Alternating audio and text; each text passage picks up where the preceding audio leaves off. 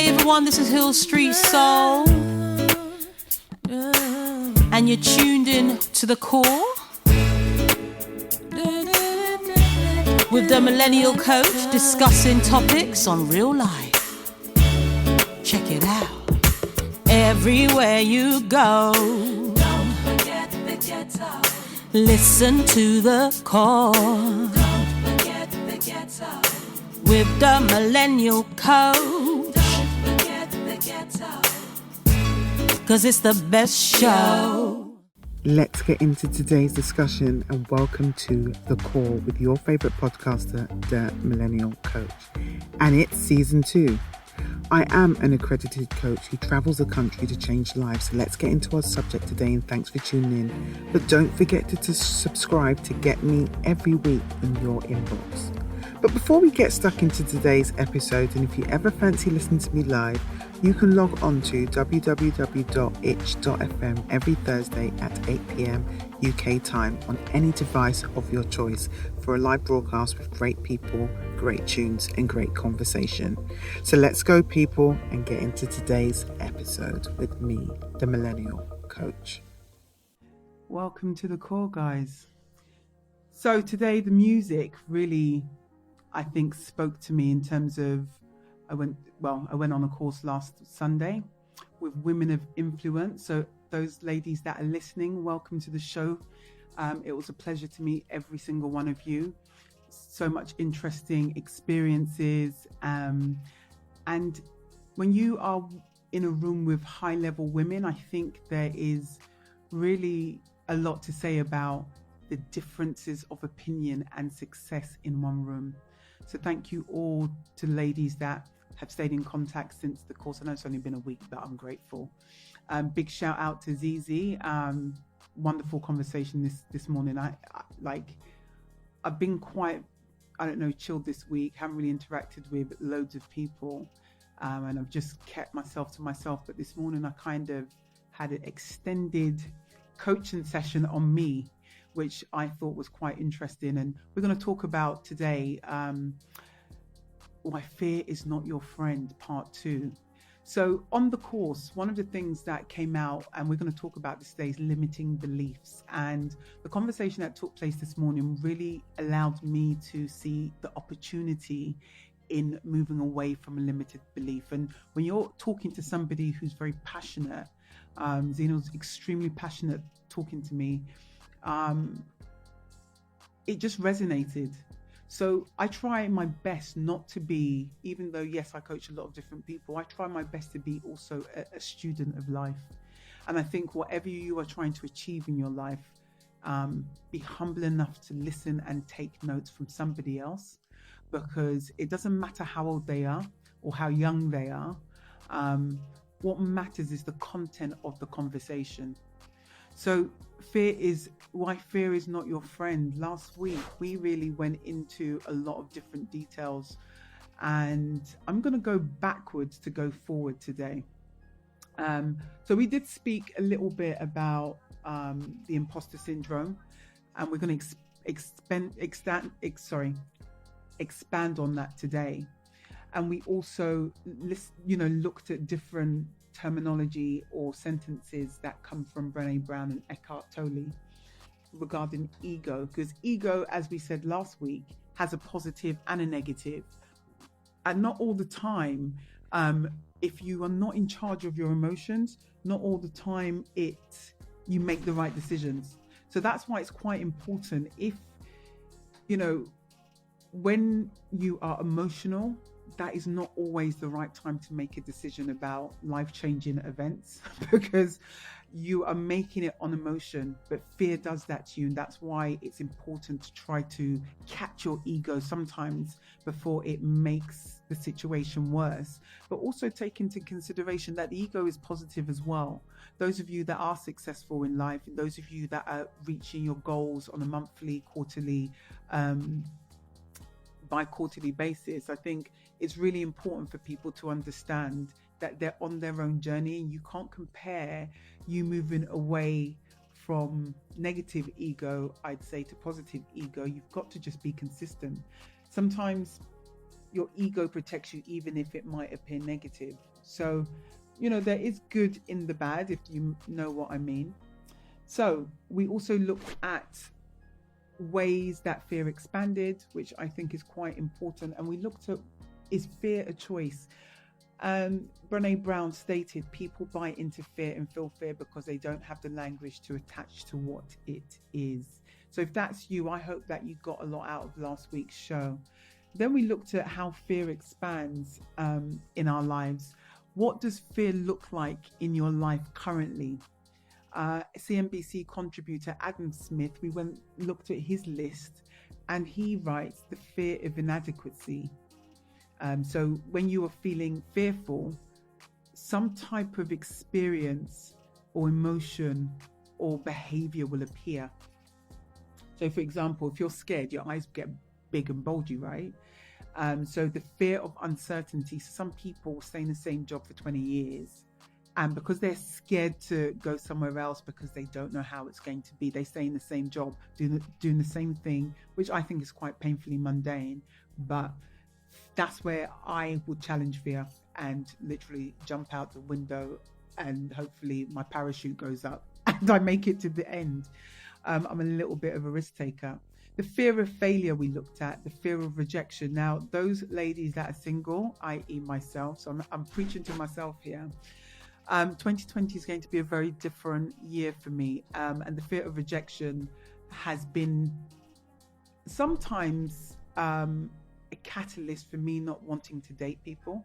Because those of you that have been single for like 90,000 years, like me, the fear of rejection, you get to a point, I don't think I'm even bothered about the rejection. I'm like, the conversations of a lot of people that are online is actually quite dull. I'm not saying that for everyone, because there's been some really interesting people I'm meeting and blah, blah, blah. But majority of people, they don't even get past first base by even saying hello to me or sending me. I just delete it. I just read their profile. And I'm like, no, you know, it's not going to fly. And simply because, you know, as a female who's single or a male who's single, so whether you're female or male, you know the criteria you're looking for. So when you read a profile or you meet someone for the first time, maybe you've just overcome the fear of rejection and we've just become too ballsy. Like, I don't know. But again, this is the reason fear is not your friend. I have been fearful of rejection, but I've actually turned that on the head and I'm making the effort and not worrying about the outcome. So this is where trust in the universe also makes sense. So fear of rejection, you can turn it around. The fear of missing out, people that always need to be at, I don't know, an event just to look like they're really like that interesting. I think that's quite blended with the fear of inadequacy, the fear of missing out, because you don't feel like you'll be accepted in whichever circle for whatever reason if you're not always where everyone else is. You know, I've got a life. I'm not going to be everywhere people, so I don't suffer from that fear of missing out. If people are doing stuff and I can't make it, I'm like, crack on. So I'm actually doing quite well of conquering my fears. So I'm actually impressing myself right now. So the fear of change, that is quite an interesting thing, because change happens every day, but yet we're very frightened of it. So if the trains went down today, you have to find an alternative route to get home. There's no fear in trying to get home. You want to get to how cozy it is and you're not getting rained on. So the fear of change could be seen in different lights. It might be if you are separating from someone you've been in a relationship with. That is quite scary, I must say. But the fear of change is important for you to be a better person on your own, and also try and engage with somebody that is of your level. So fear of change, I will always challenge that, because I think if you don't make changes, you can't move forward. And this is something I think that came up on Sunday at this really interesting workshop. The fear of losing control. Okay, so not that for me. I'm just like, okay, it's not that interesting. The fear of being judged. I think this is a huge thing. Being judged, you know, from a coaching perspective, is where you're lacking confidence. So when you feel judged, it's because you're not confident in where you are or who you are. So one of the things that I tend to coach people on is learning to basically say what they mean and mean what they say, but also live their life on their terms. What one thing that came from the workshop is women kept saying, because it was only women, guys, I'm single, so anyone that's out there, don't feel no way to, chime in these conversations. I didn't go to a women's event because it was women. I just thought the content was quite interesting, and how would that help me? It happened to be women, which was even more phenomenal, seeing other people like you doing well. But the fear of being judged, when people are trying to move forward in their life, if they're trying to change the way they look, or they're trying to lose weight, or they're trying to increase their financial status by doing different things, sometimes people in your life judge you for making the change. So the fear of change and the fear of being judged could come again hand in hand, because if you're somebody who's dynamic and knows that your community might shun you, your I don't know, it might be your church community, your friend community, it is lonely trying to succeed. I can speak first-hand experience. It's lonely trying to get to the top, of whatever it is you're trying to do. And to the top, that is a definition of your way of success. What is the top in your environment? I know what my top is, so I know what I'm trying to get from A to F, and then from F I get to hopefully Z with not too much hiccups. But the fear of being judged is a big issue, because people don't tend to live and express themselves in ways that enhance the environment that they're in. So I think you need to really take into consideration why you feel so vulnerable and identify those areas when it comes up. And you will know when something comes up because you feel kind of uncomfortable. So if you can be more conscious when you're feeling it, it'll be good for you. If anyone does it, writes a diary, it'll be good to start doing some self-auditing, which is another term that I tend to use, and on a weekly basis just look at emotions, or daily basis, what came up for you when you felt judged, because that will help you move from A and hopefully get to F. The fear of something bad's happening. Now, a lot of people do that before they've even, left the house. They think it's going to be a bad day. Well, those ones, I would advise everyone who's listening, anyone that's like that, please stay away from them, because you don't want to go down to their level of thinking if they're that negative. So the fear of getting hurt was the last one. And again, fear of rejection, getting hurt. Again, I think, with Adam Smith, it plays hand in hand. I think they're one and the same.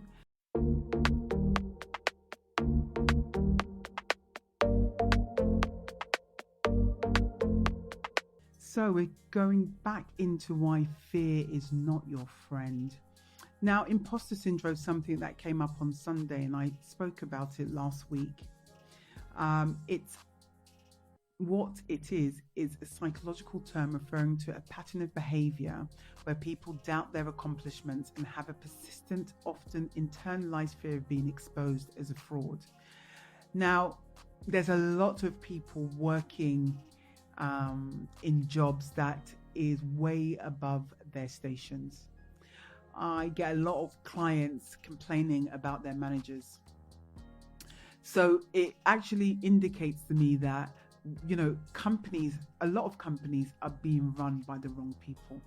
But what the problem is at that stage is a lot of companies don't audit the staff, or don't question why something's going wrong, or they let people get away with things even after having bad behavior. So when you work with someone with imposter syndrome, a lot of the time the reason it's consistent because they're also being managed quite poorly, so they're getting away with murder.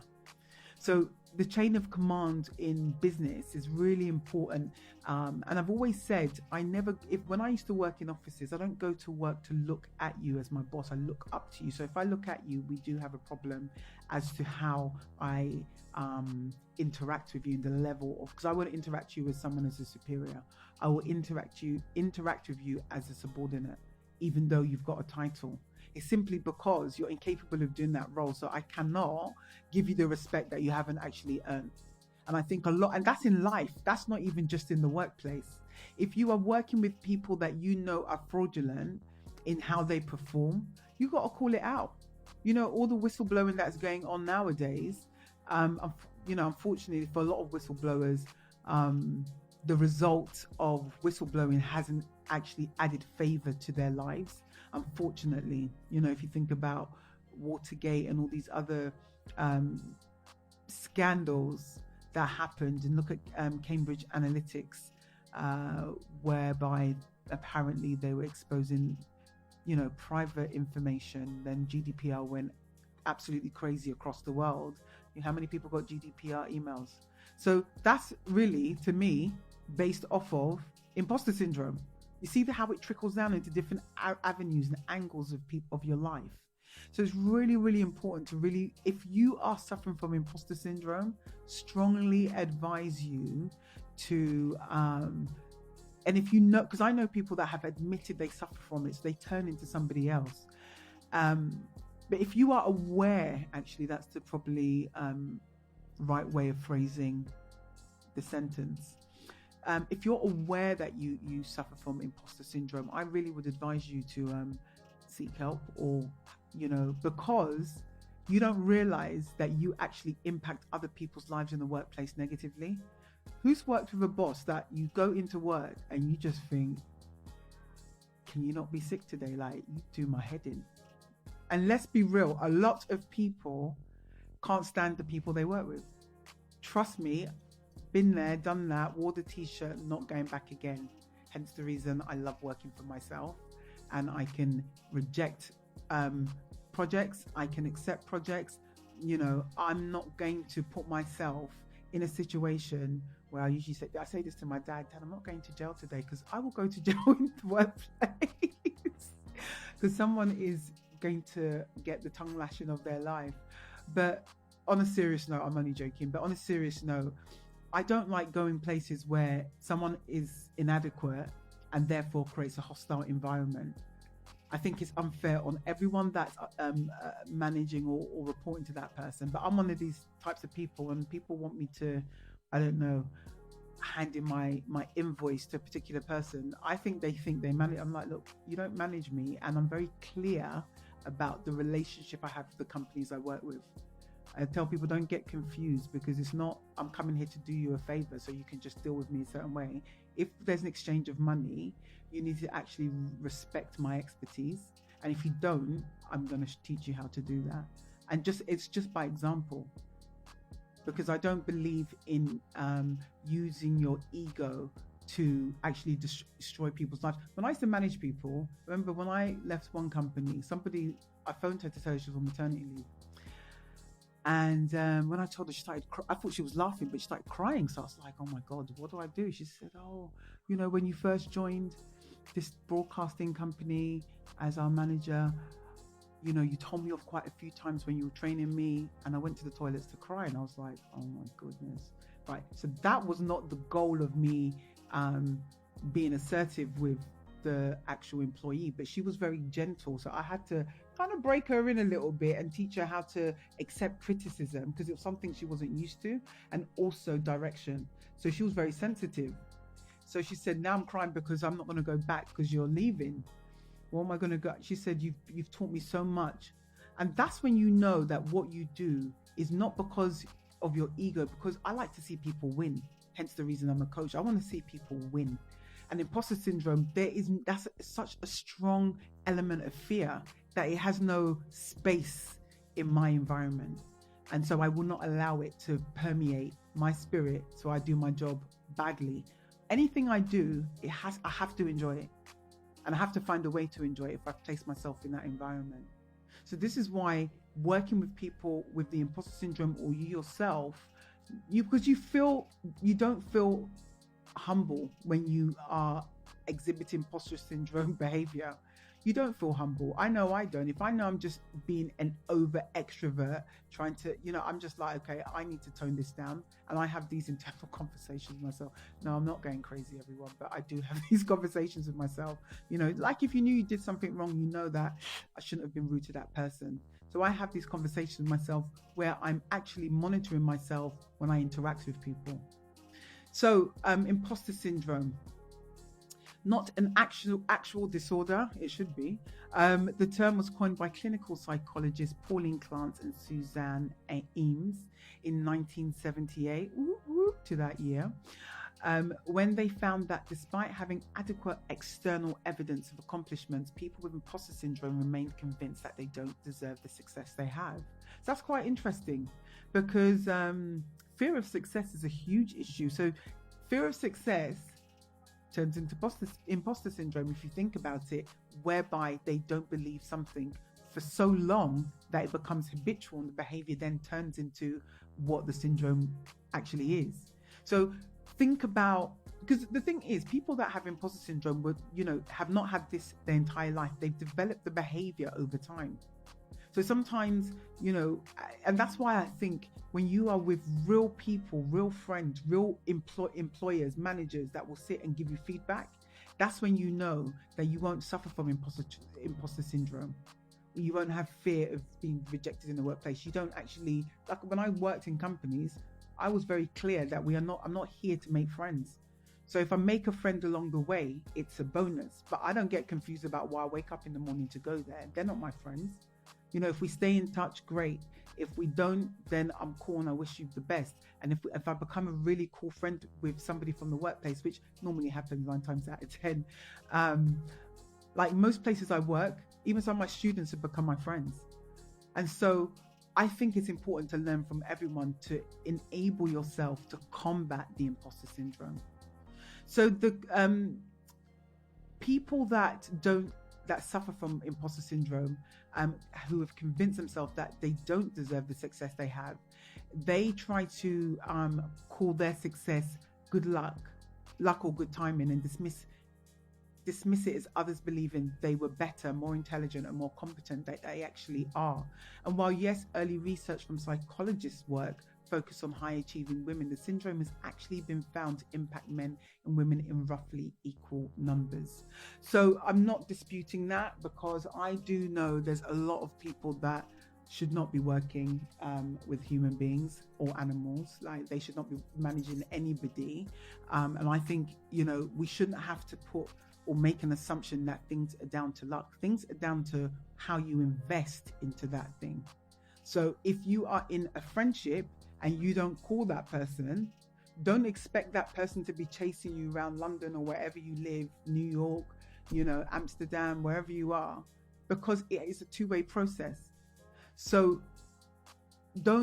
this is why having an ego that is negative is important to actually try and capture when you're in the midst of feeling not so great or not so yourself. But also ask yourself, do you actually do you feel you deserve the success? Because if you don't feel it, 9 times out of 10, people that are not confident about their success, what tends to happen is that they actually lose their passion for it, and then they stop doing whatever their passion was that made them successful. So if you don't deep down believe it, and I will encourage people, there's a Oprah Winfrey episode that she has with one of the spiritual teachers, Iyanla Vanzant. And this is where they did it on camera, where they tried to understand what the issue is, where they stopped talking. And Iyanla, and that's Oprah Winfrey. Oprah Winfrey had said to her, I respected your gift so much that I gave you my stage. And Iyanla responded, I wasn't able to receive it. And then Iyanla, for almost 10 years, disappeared. She was bankrupt. She went to have a new show that didn't work out. She went to a new network because she wanted her own show. She was not open to receiving. So if you're not open to receiving the devastation it can cause you to reset your life, ask yourself how much time you've got. The only place that fear can exist is in our thoughts of the future. It is a product of our imagination, causing us to fear things that do not at present and may not ever exist. That is near insanity. Do not misunderstand me. Danger is very real, but fear is a choice. Will Smith. So we just spoke about imposter syndrome, but I think Will Smith is right. Fear is a choice, and I think looking at why fear was a choice last week, you can get more into that conversation that we previously had. But being a perfectionist, or perfectionism, imposter syndrome often go hand in hand. So if you think about it, perfectionists set excessively high goals for themselves, but when they fail to reach a goal, they experience major self-doubt and worry about measuring up. Whether they realize this or not, This group can also be control freaks, feeling like if they want something done right, they have to do it themselves. Is that you, a perfectionist? So if you feel you're seen as a perfectionist, there's some questions that I want you to answer. Have you ever been accused of being a micromanager? So if you're doing an event with a friend, or you might meet up, you're over, communicating about the stages of a project or a plan. Do you have difficulty delegating? So if you're in the workplace, do you have difficulty delegating? If you're running your own company, do you have difficulty delegating? Or even in your own life, do you have difficulty asking for help? But when you do it, you actually feel frustrated and disappointed by the results. So that's a little bit too much of a perfectionist, because you actually make up, this is why imposter syndrome is important to understand. You make other people feel uncomfortable working or doing anything for you. One of the things that I do, I have an assistant, and I always say thank you. It's always been a part of how I do business. I believe in the leverage of gratitude, and I don't care how small the task has been, you always have to say thank you, whether you're happy with the task or you're not, simply because somebody has taken time to actually do the task. So if they've done it incorrectly, you say thank you, but can we have a chat about how we can do it better next time? And I'll give you the reason why. So what I would tend to do when I manage people, I focus on productivity and time. There's another element of my coaching. It's helping people maximize their time through productivity. So if I'm doing tasks in a day, I actually write out how long a task will take me per day.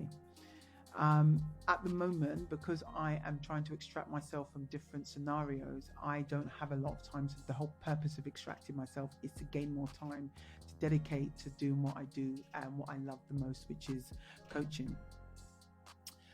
When you miss the mark on something, do you accuse yourself of not being cut out for the job and ruminate on it for days?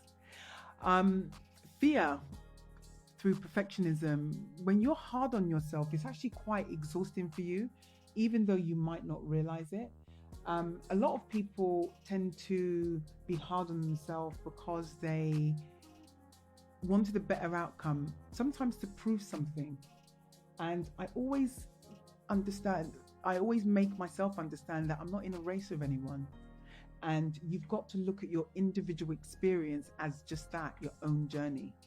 Your experience in life is what is going to teach you how to do things differently. But if you don't learn from that, why would you be sad for longer in terms of, you didn't do a good job on something? It happens to me. And if I don't do a good job on something, I'm like, oh, well, keep it moving. Well, I'm going to sit down for 7 days. Sometimes I'll be thinking about it, but I'm not going to sit and be sad about it. Because if the intent, and I talk about intent, when you are doing something, if the intent comes from the right place, why should you be upset with yourself? Because you came with a clean heart. So it's very important to understand how perfectionism impacts you through as an offshoot of fear. Do you feel like you always must be 100% perfect 100% of the time?